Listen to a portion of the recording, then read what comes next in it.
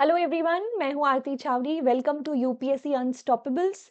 आज के इस पर्टिकुलर सेशन में हम बात करेंगे ब्रिटिश रूल के अंडर आने वाली रेवेन्यू पॉलिसीज के बारे में। वी ऑल नो कि ब्रिटिशर्स ने किस प्रकार से इंडिया से रेवेन्यू कलेक्ट करके एक तरीके से इंडिया की वेल्थ को ड्रेन किया।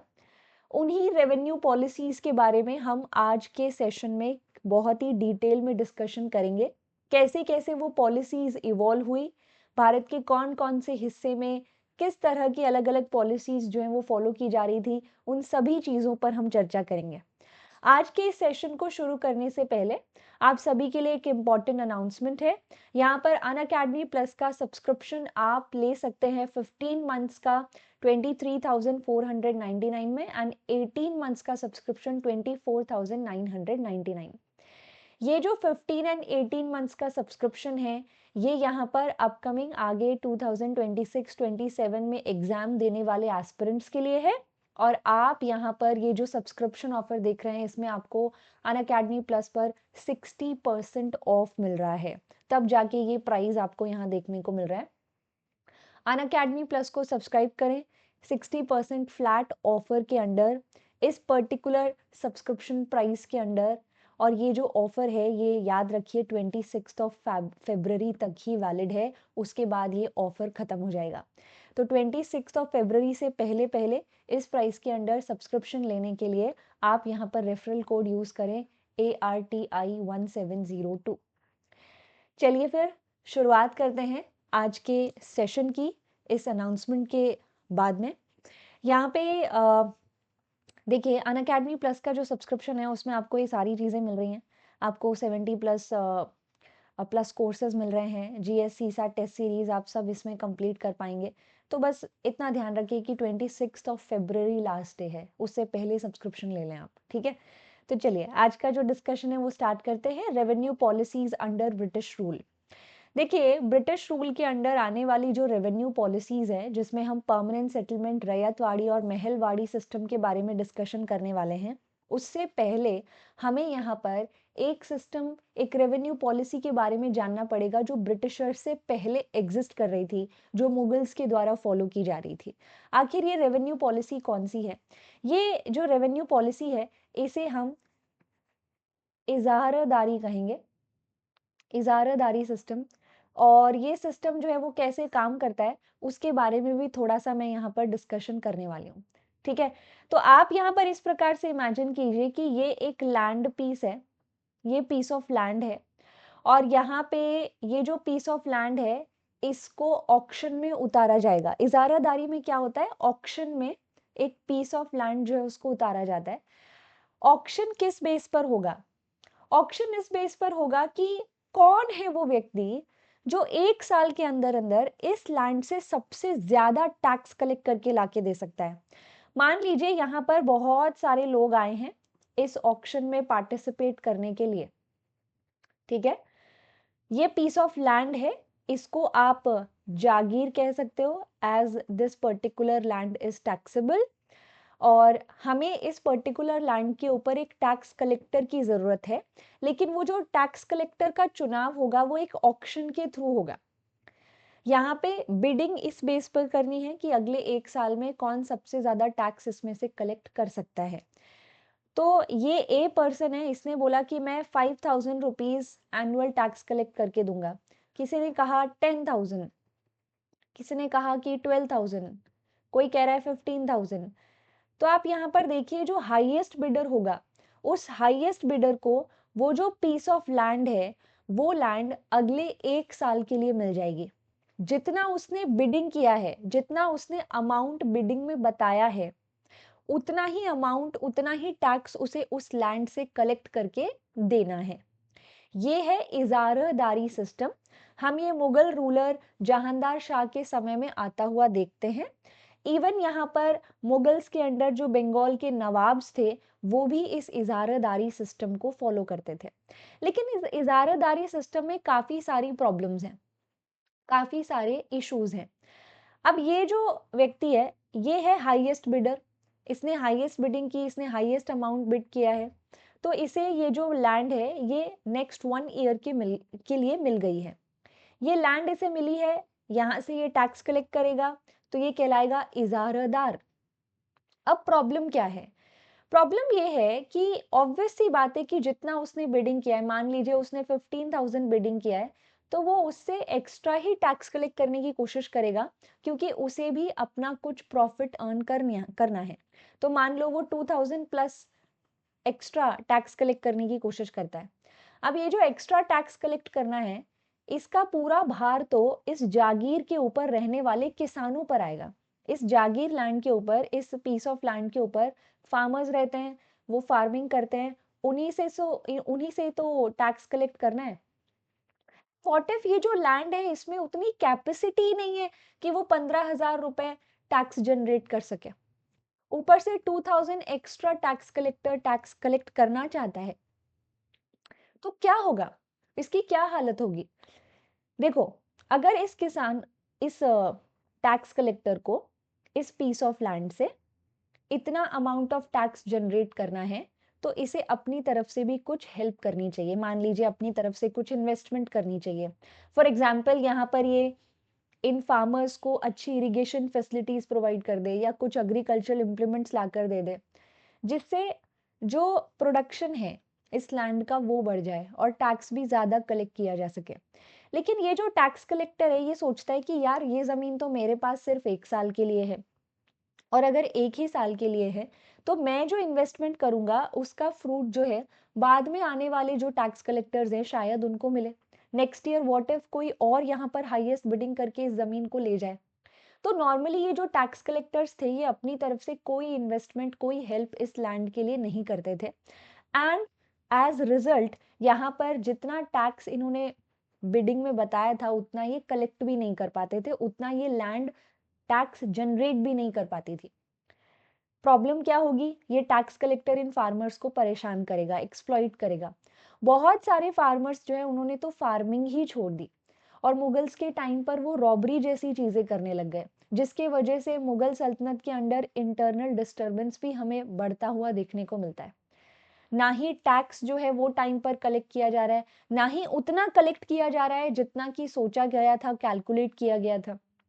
टैक्स टाइम पर कलेक्ट नहीं होगा तो मिनिस्टर्स को, आर्मी के सिपाहियों को टाइम पर टैक्स नहीं मिलेगा, सॉरी सैलरी नहीं मिलेगी।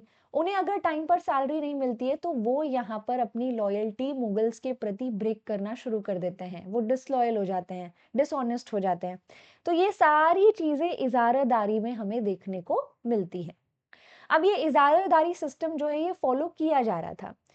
अब शुरुआत करते हैं ब्रिटिशर्स की पॉलिसीज से। तो आप क्या पाएंगे? आप पाएंगे वॉरेन हेस्टिंग को। वॉरेन हेस्टिंग हम जानते हैं कि वो कैसे बंगाल का गवर्नर था, उसके बाद वो बंगाल का गवर्नर जनरल बना। वॉरेन हेस्टिंग जब बंगाल में था ना, तो उसने सोचा कि क्यों ना बंगाल में रहते हुए एटलीस्ट बंगाल का जो रेवेन्यू एडमिनिस्ट्रेशन है उसमें चेंज लाया जाए। तो वॉरेन हेस्टिंग को लगा कि ये जो इजारादारी में लैंड है ये सिर्फ 1 साल के लिए दी जाती है, जिसकी वजह से ये टैक्स कलेक्टर्स को एनकरेज नहीं करती कि वो इस लैंड के ऊपर अपनी तरफ से इनिशियली कुछ इन्वेस्टमेंट करे, ताकि जो आउटकम है वो अच्छा आए। तो वॉरेन हेस्टिंग ने सोचा कि ये बिडिंग करके जो 1 साल के लिए फॉर 1 ईयर लैंड दी जाती है उस टेन्योर को बढ़ा देते हैं। तो उसको वॉरेन हेस्टिंग ने 5 साल कर दिया। फिर कुछ दिनों के बाद और बढ़ा के उसको 7 ईयर्स कर दिया गया। लेकिन एज सच कोई रिजल्ट बाहर नहीं आया, कोई रिजल्ट नहीं आया। वही सेम तरीके से ये टैक्स कलेक्टर्स चल रहे हैं, उसी तरह से ये टैक्स कलेक्शन जो है उसमें प्रॉब्लम क्रिएट करते हैं, उसी तरह से ये अपनी तरफ से कोई इन्वेस्टमेंट नहीं करते। पहले ये सोचते थे कि 1 साल बाद कोई किसी और को ये लैंड मिल जाएगी, अब ये सोचते हैं कि मैं क्यों इन्वेस्टमेंट करूं, 5 साल बाद शायद ये लैंड किसी और के पास चली जाए, या 7 ईयर्स बाद किसी और के पास चली जाए। तो ओवरऑल तरीके से जो इजारादारी सिस्टम था वो काफी अच्छा रेवेन्यू जनरेट नहीं कर पा रहा था, and that is why it was required कि कुछ चेंजेस लाई जाए। तब जाके आप वॉरेन हेस्टिंग के बाद बंगाल के गवर्नर जनरल के रूप में कॉर्नवालिस को आते हुए देखते हैं। और लॉर्ड कॉर्नवालिस जो है वो यहाँ पर क्या करता है, वो यहाँ पर 1793 में एक लैंड रेवेन्यू पॉलिसी लेकर आता है, जिसको हम परमानेंट सेटलमेंट कहते हैं। ये बंगाल, बिहार, उड़ीसा में, बनारस में, मद्रास के नॉर्थ वाले हिस्से में, मतलब एक तरीके से जितना भी ब्रिटिश इंडिया था, जितनी भी टेरिटरी ऐसी थी जिसके ऊपर ब्रिटिशर्स का कंट्रोल था, उसके 19% 19% एरिया के ऊपर ये परमानेंट सेटलमेंट लागू किया गया। इस पर्टिकुलर लैंड रेवेन्यू पॉलिसी में ये जो वर्ड परमानेंट है, इस परमानेंट शब्द का आखिर मतलब क्या हुआ? What does it mean? इसको कैसे समझा जाए? तो हमें ये समझना होगा कि ये इजारादारी का ही अपग्रेडेड वर्जन है। अपग्रेडेड वर्जन कैसे हम समझेंगे? यहाँ पर ये एक पीस ऑफ लैंड है, इसके ऊपर ये फार्मर्स जो हैं वो खेती वगैरह करते हैं। ये जो पीस ऑफ लैंड है, इसका ऑक्शन किया गया। ऑक्शन करने पर ये जो टैक्स कलेक्टर है, इसने कुछ बिडिंग की कि मैं इतना टैक्स इस लैंड से कलेक्ट करके दूंगा। अब पीछे जो आप देख रहे थे, उसमें आप देख रहे थे कि बिडिंग करने पर टैक्स कलेक्टर को 1 साल के लिए या फिर 5 साल के लिए या 7 साल के लिए वो ज़मीन मिल रही थी। बट अब ये जो टैक्स कलेक्टर है, इसको जो ये लैंड दी गई है, ये तब तक उसके पास रहेगी। ये टैक्स कलेक्टर जो है वो उस लैंड का तब तक ओनर रहेगा जब तक वो टाइम पर टैक्स कलेक्ट करके लाके दे रहा है। मतलब वो परमानेंट उसके अंडर होगी। बट ये परमानेंट जो है ना, इसके साथ कंडीशन अप्लाइड है कि आपको समय पर टैक्स कलेक्ट करके लाके देना है। बल्कि देयर वाज वन रूल जिसको हम सनसेट रूल कहते हैं, सनसेट क्लॉज, जो कि इस परमानेंट सेटलमेंट में बाद में ऐड किया गया था नेक्स्ट ईयर। और वो ये कहता है कि एक पर्टिकुलर फिक्स डेट को, सूर्य छिपने से पहले, अगर ये टैक्स कलेक्टर जितना टैक्स बताया गया वो उसको असाइंड लैंड में से कलेक्ट करके ब्रिटिशर्स को दे देता है, तो वो जो जमीन है, वो पीस ऑफ लैंड है, वो उस टैक्स कलेक्टर के कंट्रोल में बनी रहेगी, कंटिन्यू रहेगी। जिस भी दिन उस पर्टिकुलर फिक्स डेट को, जो भी डेट तय की जाएगी, डिसाइड की जाएगी, सूर्योदय के बाद, सूर्य छिपने से पहले अगर ये टैक्स कलेक्टर टैक्स देने में कामयाब नहीं हुआ, तो वो लैंड उससे वापस ले ली जाएगी और उसको वापस ऑक्शन में उतारा जाएगा। मतलब अब यहाँ पर कोई लिमिट नहीं है, 1 साल, 5 साल, 7 साल। It all depends on this particular thing कि आप समय पर ब्रिटिशर्स को टैक्स देकर आ रहे हो या नहीं। तो ये पीस ऑफ लैंड है, ये आपका टैक्स कलेक्टर है, और इसे इस पीस ऑफ लैंड से टैक्स कलेक्ट करना है, और टैक्स कलेक्ट करके किन्हें देना है? ब्रिटिश जो है उन्हें देना है। पर कितना टैक्स देना है? तो यहाँ पर ये भी एक पॉइंट इंटरेस्टिंग है। यहाँ परमानेंट वर्ड जो है ना, कि सिर्फ इस वजह से यूज हुआ है कि वो जमीन परमानेंट रहेगी जब तक वो टैक्स कलेक्टर टाइम पर टैक्स देता रहेगा, बल्कि यहाँ पर जो टैक्स रेट है ना, वो भी फिक्स है, वो भी परमानेंट है, वो भी कभी चेंज नहीं होता।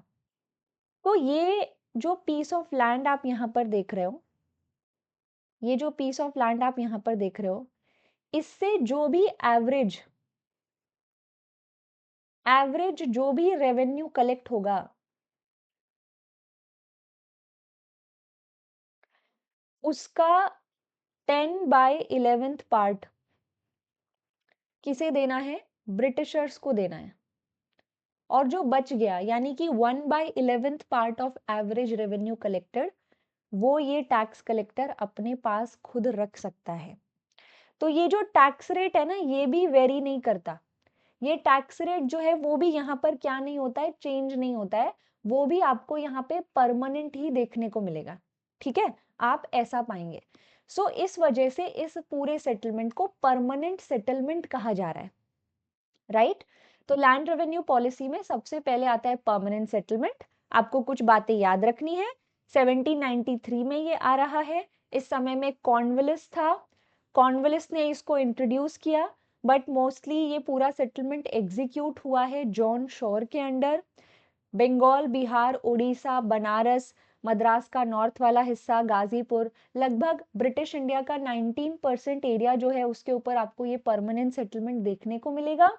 और आप यहाँ पर पाएंगे कि ये परमानेंट सेटलमेंट में जो परमानेंट वर्ड है, इसका भी अपना एक मीनिंग है। इसका अपना एक मीनिंग क्या है? क्या चीज आप यहाँ पर देखते हो? आप यहाँ पर एवरेज रेवेन्यू जो कलेक्ट होगा उसमें से 10/11 पार्ट यहाँ पे ब्रिटिशर्स को देना है, 1/11 पार्ट टैक्स कलेक्टर अपने पास रख सकता है। ये जो 10/11 टैक्स रेट आप देख रहे हो ये हमेशा फिक्स रहेगा, ये यहाँ पर रिवाइज नहीं किया जाएगा, ठीक है। ऐसा आप यहाँ पाएंगे। और सनसेट क्लॉज जो है वो भी हमने देख लिया, सूर्य छिपने से पहले टैक्स कलेक्ट करके दे के आ जाना है ब्रिटिशर्स को। So this was permanent settlement, ये यहाँ इंट्रोड्यूस किया गया। लेकिन ग्राउंड लेवल पर ना इस पूरे के पूरे सिस्टम में, इस पूरी लैंड रेवेन्यू पॉलिसी में थोड़े इश्यूज थे, थोड़ी प्रॉब्लम्स थी, थोड़ी परेशानियां थी। परेशानियां क्या है? अब ये ग्राउंड लेवल पर बेटर तरह से एग्जीक्यूट नहीं हो पाया। 10/11 अपने आप में इनिशियल स्टेज पर ही अगर देखा जाए ना तो एक बहुत ज्यादा टैक्स रेट है। तो जिस साल ये इंट्रोड्यूस किया गया उस सेम ईयर में जो टैक्स कलेक्टर थे वो सनसेट क्लॉज के अंडर टाइम पर टैक्स नहीं दे पाए, जिसके वजह से ये परमानेंट सेटलमेंट जो है ये फेल होता हुआ सा नजर आया। अब ये कंटिन्यू तो किया गया, लेकिन यहाँ पे ब्रिटिशर्स का सोचना था कि हमें कुछ और नए पॉलिसीज जो है वो भी एक्सपेरिमेंट करनी चाहिए। और इसी वजह से यहाँ पर नेक्स्ट जो आप देख रहे हो वो है रैयतवाड़ी सेटलमेंट। नेक्स्ट सिस्टम यहाँ पर है रैयतवाड़ी सेटलमेंट। ये मद्रास, बॉम्बे, असम, बिरार, कुर्ग, ईस्ट बंगाल इन जगहों पे लाया जाएगा। मतलब लगभग आप देख सकते हो ब्रिटिश इंडिया का 51% एरिया जो है वहां पे रैयतवाड़ी सिस्टम आएगा। और ये 1820 में आ रहा है, 1820 में। अभी मैं इसकी डिटेल्स डिस्कस करूंगी, पर फिलहाल आप ध्यान रखें ये सिस्टम थॉमस मुनरो के द्वारा लाया गया। इसी वजह से इसको रैयतवाड़ी सेटलमेंट को मुनरो सिस्टम भी कहते हैं। इसको थॉमस मुनरो के साथ साथ एलेक्जेंडर रीड ने भी डिजाइन किया है। तो थॉमस मुनरो या उनके द्वारा लाया गया, तो इसको हम मुनरो सिस्टम भी बोल रहे हैं। Now what is the difference यहाँ पे परमानेंट सेटलमेंट में और रैयतवाड़ी सेटलमेंट में फर्क क्या है? पहला तो टैक्स रेट। इनिशियली जो टैक्स रेट था, by the way tax rate जो है ना वो वेरी करेगा रीजन टू रीजन, क्योंकि रैयतवाड़ी सेटलमेंट में रैयतवाड़ी सेटलमेंट जो है उसमें लैंड असेसमेंट होता था, यानी जमीन का प्रॉपर असेसमेंट करने के बाद यहाँ पे टैक्स रेट तय किया जाता था कि इस रीजन में क्या टैक्स रेट होगा। बट मेजर एरियाज में जो टैक्स रेट था वो था 1/3 of average produce, 1/3 of average produce. ये जो टैक्स रेट है ना, ये टैक्स रेट जो है ये फिक्स नहीं है, बल्कि ये जो टैक्स रेट है ये रिवाइज होगा। रिवाइज होता था ये पीरियोडिकली, मतलब ये वेरी करेगा, ये ऊपर नीचे जाएगा, ये परमानेंट सेटलमेंट की तरह नहीं है। तो एक तो ये बहुत ही मेजर डिफरेंस है जो आप परमानेंट सेटलमेंट के मुकाबले इस पूरे के पूरे सिस्टम में देख सकते हैं। अलॉन्ग विद दैट एक चीज और मैं यहाँ पर आपको बताऊं, रैयतवाड़ी में जो रैयत शब्द है इसका मतलब है फार्मर। अभी आप क्या देख रहे थे परमानेंट सेटलमेंट में? परमानेंट सेटलमेंट में आप ब्रिटिशर्स को देख रहे थे। ब्रिटिशर्स ने यहाँ पे टैक्स कलेक्टर अपॉइंट कर रखे हैं। टैक्स कलेक्टर्स को यहाँ पे पीस ऑफ लैंड दिया हुआ है जिसके ऊपर फार्मर्स रहते हैं, और ये जो फार्मर्स हैं ये यहाँ पर टैक्स टैक्स कलेक्टर को देते हैं। टैक्स कलेक्टर उसमें से कुछ पार्ट अपने पास रखता है और बाकी का ब्रिटिशर्स को भी दे देता है। तो ये जो टैक्स कलेक्टर है ये क्या है? ये बीच में मीडिएटर है ना, इंटरमीडिएटरी की तरह ही है। लेकिन जब हम रैयतवाड़ी सिस्टम की बात करते हैं ना तो इसमें कोई इंटरमीडिएटरी नहीं है, कोई यहाँ पर आपको मीडिएटर वगैरह जो है वो देखने को नहीं मिलेगा। एक तरफ ब्रिटिश है, फिर यहाँ पे नीचे लैंड है, लैंड के ऊपर फार्मर है। ब्रिटिशर्स डायरेक्टली फार्मर्स से ही टैक्स कलेक्ट कर रहे हैं। यहाँ पर फार्मर्स को ही जिस लैंड पे वो खेती कर रहे हैं उसका ओनर माना जा रहा है। तो परमानेंट सेटलमेंट में हमें ये टैक्स कलेक्टर मिल रहे थे जो मीडिएटर की तरह थे, लेकिन यहाँ पर कोई इंटरमीडिएटरी नहीं है। यहाँ पे ब्रिटिशर्स डायरेक्टली फार्मर्स से ही टैक्स कलेक्ट करते हैं, और ये फार्मर्स यानी किसान जो हैं इन्हीं को उनकी लैंड का ओनर भी माना जा रहा है। So this is the difference. ये एक अंतर है जो इन दोनों सिस्टम्स में देखा जा सकता है, इनका आपको याद रखना होगा। रैयतवाड़ी सेटलमेंट में लैंड असेसमेंट होता है, अलग अलग रीजन्स में जो भी वहाँ की मिट्टी की क्वालिटी है, क्लाइमेट है, बारिश कैसी आती है, इन सारी चीज़ों के आधार पर टैक्स रेट वेरी करते हैं। बट मेजरली एरियाज में 1/3 of average produce tax collect होता है, जो कि अगेन परमानेंट नहीं है, फिक्स नहीं है, ये पीरियोडिकली रिवाइज होता हुआ आपको देखने को मिलेगा। रैयतवाड़ी सेटलमेंट थोड़ा और खतरनाक था। यहाँ पर आप क्या देख सकते हो, यहाँ पर हम सीधा मॉन्स्टर्स के डायरेक्ट आईज के नीचे आ गए हैं, है ना। पहले तो मीडिएटर था, पहले तो यहाँ पर हमें देखने को मिलता है कि चलो टैक्स कलेक्टर कोई बड़ा मनी लेंडर किसी रीजन का, वो टैक्स कलेक्टर के रूप में आ रहा है टैक्स कलेक्ट करने। बट अब तो सीधा ब्रिटिशर्स के ही डंडे के नीचे हैं हम। तो रैयतवाड़ी सेटलमेंट में ये देखा जा सकता है। फिर नेक्स्ट जो हमारा सिस्टम है वो है महलवाड़ी सिस्टम। महलवाड़ी सिस्टम को नॉर्थ वेस्ट फ्रंटियर प्रोविंस है, सेंट्रल प्रोविंस है, पंजाब वाला रीजन है, यानी कि ब्रिटिश इंडिया का ऑलमोस्ट यहाँ पर 30% जो एरिया है वहां पर आप क्या देखोगे, ये महलवाड़ी सिस्टम लागू किया गया। अब महलवाड़ी सिस्टम जो है वो कैसे अलग है। परमानेंट सेटलमेंट में हम एक टैक्स कलेक्टर को अपॉइंट कर रहे हैं एक पीस ऑफ लैंड पे, वहां से वो टैक्स कलेक्ट करके लाता है, जो भी किसान उस लैंड पर खेती करते हैं उनसे कुछ पार्ट अपने पास रखता है, बाकी का ब्रिटिशर्स को दे देता है। रैयतवाड़ी सेटलमेंट में ब्रिटिशर्स डायरेक्टली इंडिविजुअल फार्मर से ही टैक्स कलेक्ट कर रहे हैं, जो है ना काफी हेक्टिक है। तो यहाँ महलवाड़ी सिस्टम में क्या किया जाएगा, यहाँ पे महल यानी ग्रुप्स बनाए जाएंगे। ये मान लीजिए एक ग्रुप है, इसमें छोटे छोटे बहुत सारे गांव हो सकते हैं, बहुत सारे विलेजेस हो सकते हैं, और अगर एक कोई बड़ा गांव है तो वो अपने आप में ही एक महल कह सकते हो आप। एक्चुअल में उस गांव को एक अमाउंट बताया जाएगा। मान लीजिए there is one village A and there is one village B. Village A जो है इसको बोला गया कि इसे 20,000 रुपीज टैक्स देना है। तो एक पर्टिकुलर डेट पर ब्रिटिश ऑफिशियल आएगा और इस गांव का जो हेड है, जो विलेज हेडमैन है, उससे 20,000 रुपीज टैक्स कलेक्ट करके लेके चला जाएगा। तो ये ब्रिटिशर्स की सरदर्दी नहीं है कि उस विलेज में, उस गांव में रहने वाले जो फार्मर्स हैं उनसे इंडिविजुअली टैक्स कलेक्ट करना, नहीं, उसने पूरे गांव को ही एक अमाउंट बता दिया है और पूरे गांव को मिलकर यहाँ पर वो जो अमाउंट है वो अदा करना है। विलेज हेडमैन से, गांव के मुखिया से ब्रिटिशर्स आएंगे और उतना अमाउंट लेके जाएंगे। अब वो विलेज हेडमैन को देखना है कि वो अपने गांव में से ये 20,000 कैसे कलेक्ट करेगा। It is up to that person only.